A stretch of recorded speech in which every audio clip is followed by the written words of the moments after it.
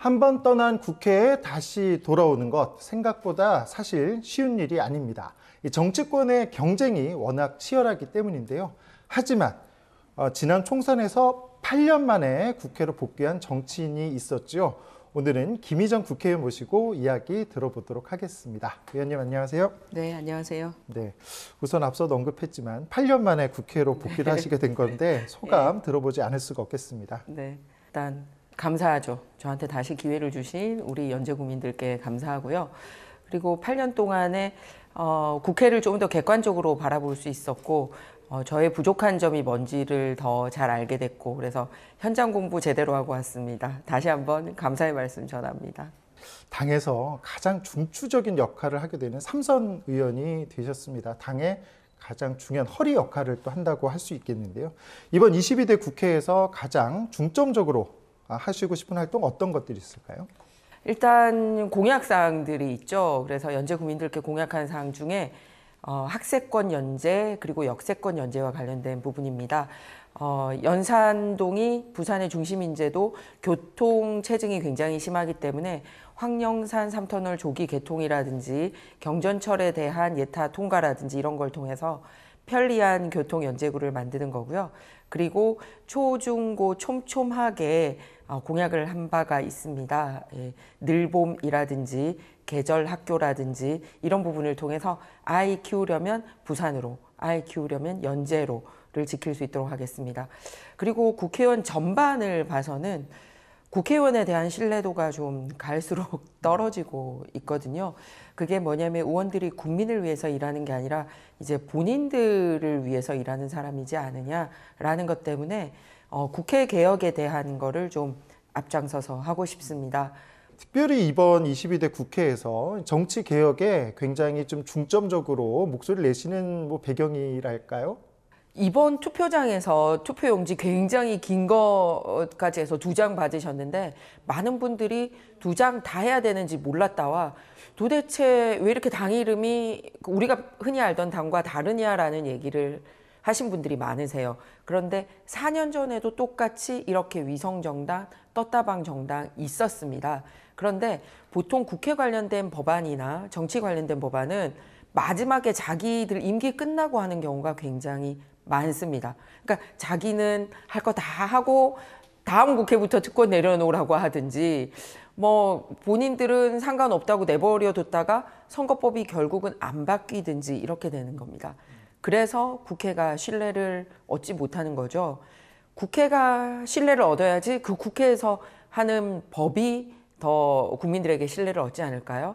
그래서 임기 끝나고 할 게 아니라 특권 내려놓기라든지 이렇게 잘못된 정치관계법은 임기 시작 때부터 먼저 하고 내 걸 먼저 내려놔야지 국민들이 이번 국회는 좀 기대해볼까? 이렇게 된다는 거죠.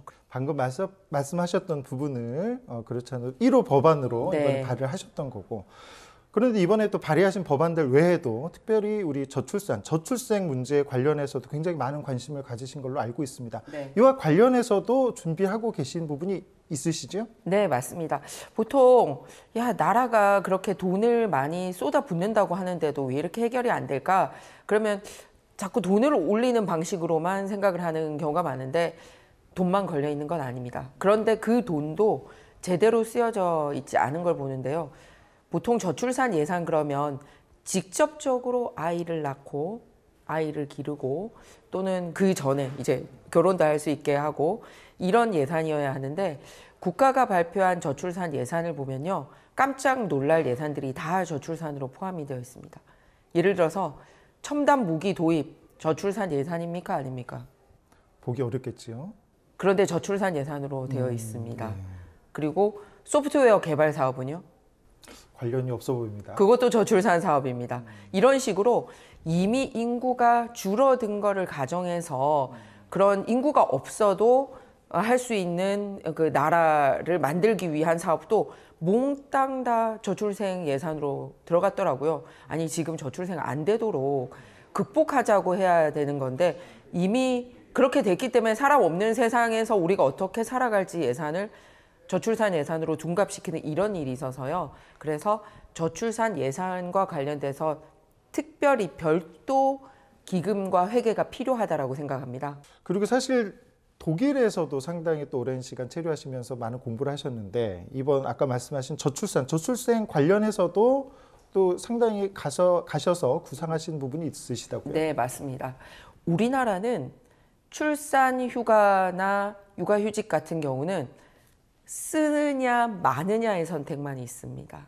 즉 완전히 종일 휴직을 하거나 아니면 아예 눈치 보여서 못 하거나 그러면 업무에서 이제 내가 빠짐으로써 혹시 다시 못 돌아가면 어떨까라는 걱정도 있고 또 다른 직원 눈치 보여서 못 쓰는 경우도 있고 그렇습니다. 그런데 독일의 경우는 이 길이를 본인이 세팅을 할 수 있는 제도가 있습니다. 예를 들면 우리가 120일 동안에 온팍 육아휴직을 쓰느냐 아니면 240일로 늘려서 반일 근무하면서 2배로 쓰느냐 이 길이는 예시입니다만 이런 식으로 자기가 시간에 대해서 조율할 수 있다는 거죠. 그러니까 나는 완전히 육아휴직을 하는 게 아니라 소위 반일 육아휴직을 하면서 낮 시간에는 아이들을 기관에 맡겼다가 그 시간에 나도 회사에 나와서 일하고 또 아이를 오후에는 데리고 오고 나는 그 시간에 돌봄을 하고 이렇게 하면 회사에서 내 책상 없어질까 봐 걱정하는 것도 없고 또 일에서 완전히 배제되는 것도 아니고 또 아이를 돌보는데도 하루 종일 돌봐서 막 지치거나 예를 들어서 뭐 관계가 나빠지거나 하지 않고 또 기간도 2배로 쓸 수 있고 이런 식으로 쓰느냐 안 쓰느냐가 아니라 길게 얇게 쓰느냐 굵게 짧게 쓰느냐 이런 식으로 선택할 수 있게 하더라고요. 그래서 우리나라도 그런 제도를 도입했으면 해서 지금 법안 탄탄하게 준비하고 있습니다. 네, 오늘 이렇게 시간 내주셔서 대단히 감사하고요. 앞으로 멋진 의정 활동 기대하도록 하겠습니다. 의원님 고맙습니다.